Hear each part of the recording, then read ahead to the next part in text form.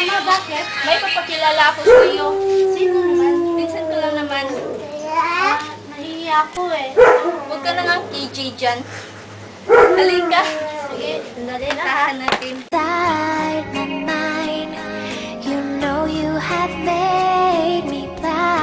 Pinsan, Dave.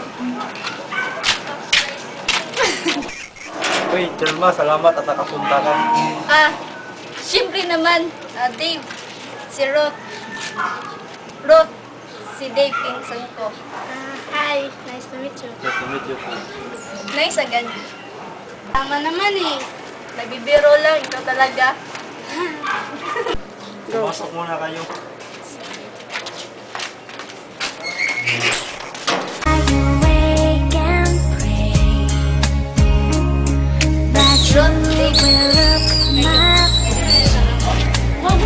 Asan ka ba?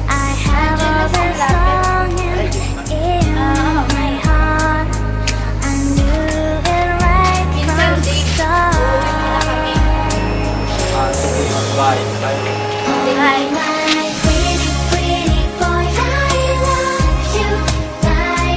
Hi, si Dave to. Hi, Den. Bakit? Wala lang. Kumusta ka na? Okay lang. Ikaw? Okay din. Ruth, alam mo ba na palagi kang ikinukwento ni Telma sa akin? Talaga? Pero tungkol saan?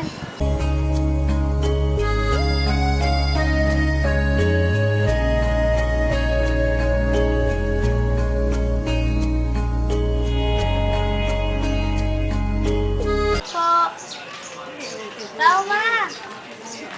Uy, Ruth! Bakit? Tama. Parang nahuhulog na ang loob ko kay Dave. Talaga, sasabihin ko kay Dave pag nakita na kami. Wag! Bakit? Baka magalit siya at tumayo pa siya sa akin. Ganun ba?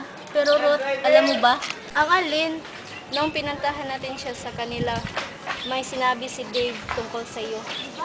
Pero tungkol saan? Gusto ka niya, means in love siya sa iyo.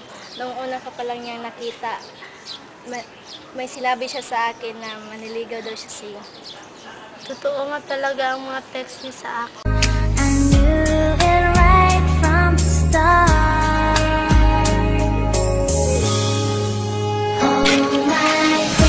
Tao po.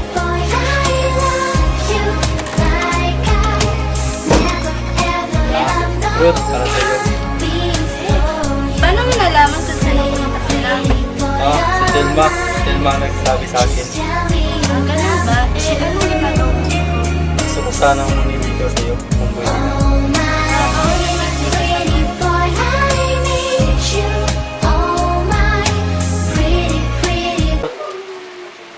Bakit?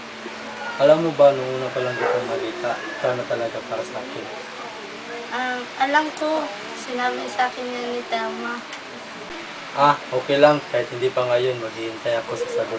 Dave, ganun din ang nararamdaman ko para sa'yo. Kaya sinasagot na kita. Talaga? Yes! Yes! Salamat, Ruth!